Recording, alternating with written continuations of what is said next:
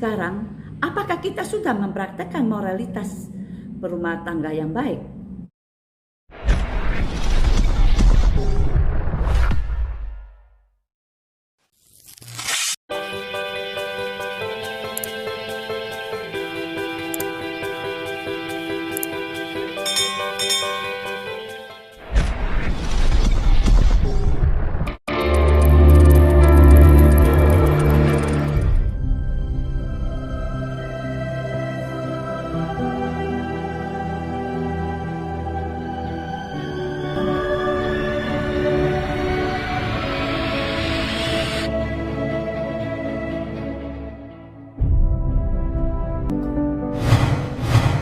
Selamat malam, Sangga yang mulia, para Romo, Bapak Ibu, sahabat Dhamma yang berbahagia.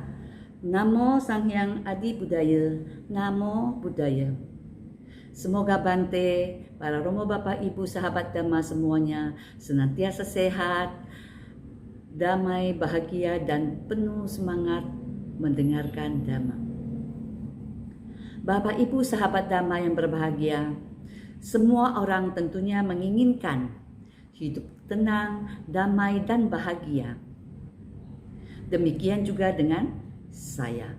Namun demikian, untuk hidup tenang, damai, dan bahagia, tentunya kita harus mempunyai moralitas yang baik. Sekarang, apakah kita sudah mempraktekkan moralitas berumah tangga yang baik?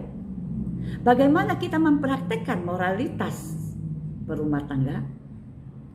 Pada kesempatan kali ini, saya akan menyampaikan materi dengan topik moralitas berumah tangga. Apa pengertian moralitas? Bagaimana menerapkan atau mempraktekkan moralitas berumah tangga? Dan apa manfaat yang didapat bila kita mempraktekkan moralitas berumah tangga yang baik? Untuk mempraktekkan moralitas tentu saja tidak terlepas dari adanya niat atau tekad. Jadi kalau kita ingin merealisasikan hidup yang tenang, damai, dan bahagia dalam kehidupan saat ini maupun kehidupan yang akan datang, sudah seharusnya disertai dengan niat dan tekad yang baik pula dalam mempraktekkan moralitas berumah tangga, yaitu Pancasila Buddhis. Lalu, bagaimana kita mempraktekkan moralitas berumah tangga yang baik? Tentu saja dengan upaya mengendalikan diri kita. Kita harus selalu mengontrol diri kita, mengendalikan pikiran, ucapan, perbuatan dengan melaksanakan dan mempraktekkan 5 moralitas berumah tangga, yaitu Pancasila Buddhis, di mana Pancasila Buddhis merupakan peraturan yang dilatih untuk melaksanakan moral-moral bagi berumah tangga, khususnya umat Buddha. Bagaimana kita mempraktekkan moralitas berumah tangga yang baik sesuai dengan Pancasila Buddhis? Dalam kitab Anguttara Nikaya dikatakan cara mempraktekkan moralitas yang baik adalah, yang pertama adalah bertekad menghindari pembunuhan makhluk hidup. Apa yang dimaksud dengan pembunuhan? Pembunuhan adalah perbuatan oleh siapa saja yang dengan sengaja merampas nyawa makhluk lain. Dalam agama Buddha, pembunuhan yang melanggar sila telah terjadi jika memenuhi 5 faktor, yaitu sebagai berikut. Yang pertama adalah adanya makhluk hidup.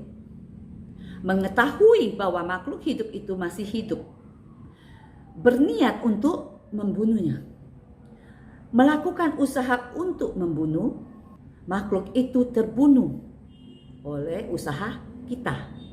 Akibat dari perbuatan membunuh, pembunuhan apapun alasannya akan memberikan akibat buruk atau akusala wipaka bagi pelakunya, walaupun kadar berat ringannya berbeda.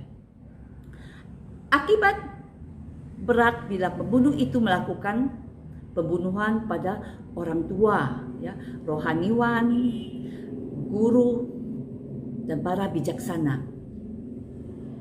Akibat ringan bila pembunuhan itu dilakukan kepada binatang.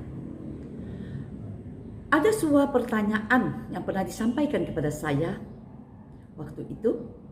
Kalau kita berjalan tanpa sengaja menginjak sarang semut dan semutnya ada yang mati, apakah ini termasuk pelanggaran sila pertama? Tentu saja tidak. Tindakan yang dapat dikatakan sebagai pelanggaran sila pertama jika terdapat unsur yang memenuhi 5 faktor dalam tindakan pembunuhan. Kalau tidak memenuhi 5 faktor tersebut, maka tidak termasuk pelanggaran sila pertama. Karena sila atau moralitas sangat berpengaruh pada perbuatan karma, dan karma ini pula yang akan membawa kemana kita akan dilahirkan kembali. Bila kita melakukan perbuatan yang melanggar moralitas yang baik atau sila yang pertama, maka perbuatan buruk yang akan diterima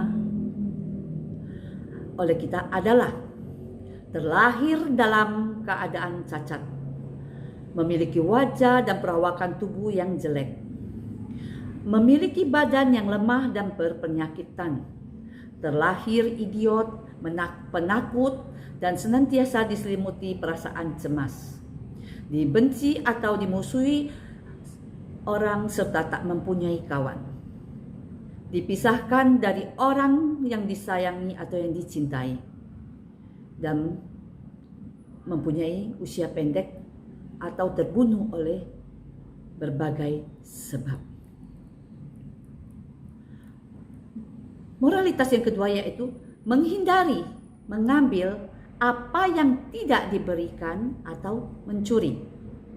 Dalam kitab Samyutta Nikaya, sesuatu perbuatan dapat dikatakan mencuri adalah apabila kita mengambil milik orang lain dengan memenuhi faktor-faktor berikut ini. Yaitu ada 5 faktor. Yang pertama adalah sesuatu barang itu adalah milik orang lain. Ya. Mengetahui bahwa barang itu ada pemiliknya. Yang ketiga, berniat untuk mencurinya.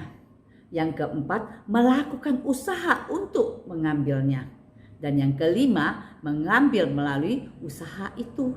Saya pernah mendapat pertanyaan dari seorang sahabat dhamma saya. Kalau kita mengambil barang milik orang lain, tetapi setelah kita mengambilnya dan membawa pulang, kita menyadari itu salah, ya. Dan kita mengembalikan ke pemiliknya. Dan pada saat itu juga kita menyatakan permohonan minta maaf. Apakah kita melanggar sila kedua? Pelanggaran sila kedua adalah yaitu berhasil melalui usaha itu apabila barang yang telah berpindah dari tempat semula. Ketika seseorang mencuri dan tiba-tiba ketika pemiliknya datang dan kemudian ia membalikan barang tersebut ke pemiliknya, dia sudah dapat dikatakan mencuri atau melanggar sila kedua. Karena barang tersebut sudah berpindah tempat. Namun etiket yang baik mengembalikan dan mengakui perbuatannya yang salah dapat mengurangi karma buruknya. Akibat dari perbuatan mencuri atau pelanggaran sila kedua adalah sebagai berikut. Dilahirkan kembali dalam kondisi penuh dengan kemiskinan. Tidak mempunyai banyak harta benda dan di dalam kehidupannya yang sekarang menderita kelaparan, tidak berhasil memperoleh apa yang diinginkan, menderita kerugian atau kebangkrutan dalam usaha, sering ditipu atau harta bendanya akan ludes karena adanya bencana. Nah, sekarang kita akan memasuki moralitas yang ketiga, yaitu menghindari perbuatan yang asusila.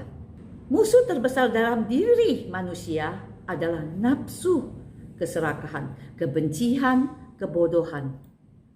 Ketiga sumber kekotoran batin ini adalah yang membuat manusia tidak memiliki rasa malu dalam berbuat jahat atau disebut dengan iri, dan tidak takut melakukan perbuatan jahat atau yang disebut dengan ottappa. Menahan diri adalah hal yang sangat penting dalam hidup, yaitu agar pelanggaran sila ketiga tidak muncul. Suatu perbuatan dapat dikatakan sebagai perbuatan asusila apabila memenuhi faktor berikut. Yang pertama, adanya objek. Yang kedua, mempunyai kehendak. Yang ketiga, adanya upaya atau usaha untuk berbuat asusila. Yang keempat, berhasil melakukannya. Akibat yang terjadi bila kita melanggar sila ketiga, yang pertama adalah mempunyai banyak musuh. Yang kedua, dibenci banyak orang. Yang ketiga, terlahir kembali menjadi waria. Yang keempat, mempunyai kelainan jiwa, hidupnya senantiasa gelisah. Oleh karena itu, bagi perumah tangga, hati-hatilah, jangan sampai melakukan perbuatan serong atau asusila di belakang pasangannya. Sekarang kita memasuki yang moralitas yang keempat, yaitu menghindari ucapan yang tidak benar atau berbohong. Ucapan dikatakan berbohong atau melanggar moralitas atau sila bila memenuhi 4 faktor sebagai berikut. Apa keempat faktor itu? Yang pertama, adanya objek. Yang kedua, mempunyai kehendak untuk berdusta atau berbohong. Yang ketiga, berusaha untuk berdusta dan berbohong. Yang keempat, orang lain mempercayai kata-katanya yang berbohong tadi. Akibat yang akan diterima dari perbuatan berbohong, yaitu pelanggaran sila atau moralitas keempat, adalah mulut akan berbau busuk, berbicara tidak jelas, perkataannya tidak dipercayai, menjadi celaan parah bijaksana, sering bertikai dan jauh dari kerukunan, mudah sakit hati dan tersinggung oleh ucapan orang lain, semakin jauh dari kebenaran dan tidak mempunyai kebijaksanaan luhur. Menghindari ucapan salah seperti menggosip, memfitnah, ucapan kasar dimanapun kita berada akan membuahkan kebahagiaan, kedamaian. Untuk sahabat damai yang sering ngumpul-ngumpul, hati-hati karena tanpa disadari kita bisa melanggar sila keempat. Moralitas yang kelima adalah bertekad menghindari makanan dan minuman yang dapat memabukkan dan membuat lemahnya kesadaran. Faktor-faktor yang mendasari perbuatan yang dapat menyebabkan terjadinya pelanggaran sila kelima adalah: yang pertama, adanya makanan dan minuman yang dikategorikan memabukkan, mempunyai keinginan untuk konsumsi, muncul usaha untuk mengkonsumsi. Yang keempat, meminumnya lewat batas tenggorokan. Dalam Anguttara Nikaya dan Sutta Pitaka dikatakan betapa besarnya akibat buruk yang ditimbulkan akibat makan atau minuman yang memabukkan. Di era sekarang ini, banyak yang menggunakan handphone, mulai dari kalangan anak-anak sampai orang tua. Namun, penggunaan handphone ini dapat membuat kita melanggar sila kelima dari Pancasila Buddhis, yang mana apabila kita tidak dapat menggunakannya dengan bijaksana. Handphone dapat membuat kita melanggar moralitas perumah tangga, yaitu sila kelima, karena dapat membuat kita ketagihan, membuat lemah menyebabkan kesadaran kita menjadi menurun. Selanjutnya yaitu tidak bisa mengontrol diri karena keasikan bermain handphone. Kelima sila ini wajib dilakukan oleh perumah tangga kalau ingin hidup tenang, damai, dan bahagia. Namun demikian, sebagai perumah tangga, kita juga harus mempraktekkan atas sila, yaitu 8 moral sebagai perenungan setiap hari uposatha. Akan menjadi lebih baik lagi kalau kita bisa mempraktekkan 10 moralitas atau sila. Tetapi ini tidak wajib bagi perumah tangga. Ini bisa dipraktekkan kalau kita mampu. Lalu, apa manfaatnya mempraktekkan moralitas yang baik bagi perumah tangga? Dalam Digha Nikaya dijelaskan manfaat mempraktekkan moralitas perumah tangga adalah yang pertama, memiliki atau memperoleh banyak harta. Ada yang mengatakan harta berkaitan dengan perbuatan berdana. Namun melalui perbuatan sila atau moralitas juga bisa membuat kita memperoleh harta atau kekayaan. Sebagai pengusaha, apabila kita dalam melayani pelanggan kita dengan penuh kejujuran, ramah tamah, bicaranya sopan, bijak, maka usaha kita akan menjadi lancar. Dengan usaha yang lancar, maka kita akan bisa memperoleh keuntungan yang lebih banyak, ya, karena banyak pelanggan yang berbelanja di tempat kita. Dengan demikian kita bisa menabung. Setelah menabung, tentunya kita akan bisa menjadi kaya. Yang kedua adalah mendapatkan nama baik atau reputasi baik.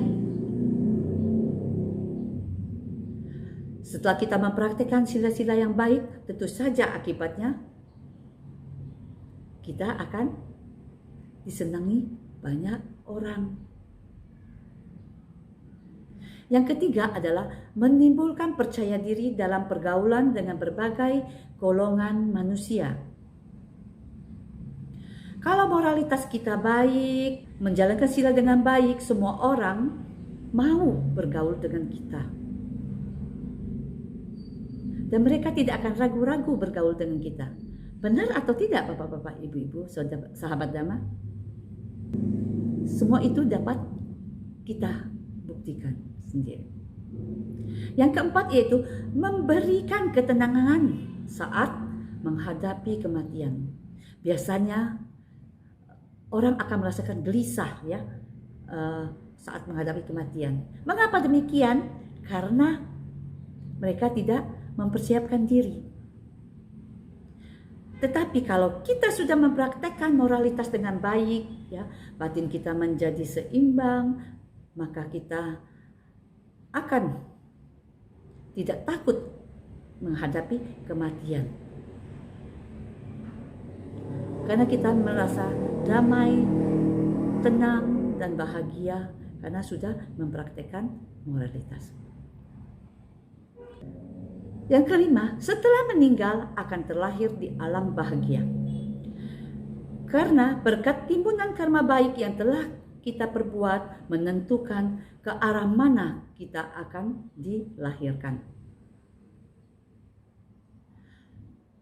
Sahabat Dhamma yang berbahagia, setelah kita mengetahui faktor-faktor terjadinya pelanggaran moralitas berserta akibatnya dan manfaat mempraktikkan moralitas perumah tangga, maka hendaknya kita bisa berupaya lebih baik lagi untuk menghindari pelanggaran sila atau moralitas, karena dengan pelaksanaan moralitas yang baik akan mendatangkan banyak hal-hal yang baik dalam kehidupan perumah tangga. Bahkan tidak hanya dalam kehidupan sekarang ini. Kehidupan mendatang pun akan memperoleh kebahagiaan, yaitu kebahagiaan di alam surga. Tidak hanya itu, bahkan yang menjadi tujuan utama dari umat Buddha yaitu Nibbana. Juga salah satu faktornya adalah melaksanakan moralitas dengan baik. Oleh karena itu, marilah terus meningkatkan latihan moralitas guna menuju pada kondisi yang lebih baik lagi. Untuk itu sahabat Dhamma, marilah kita mempraktekkan moralitas atau Pancasila Buddhis setiap hari dalam kehidupan berumah tangga, agar kita dapat memperoleh kebahagiaan dalam kehidupan yang sekarang dan kehidupan yang akan datang. Perbuatan moralitas berumah tangga yang kita lakukan akan menjadi panutan juga bagi anak-anak kita.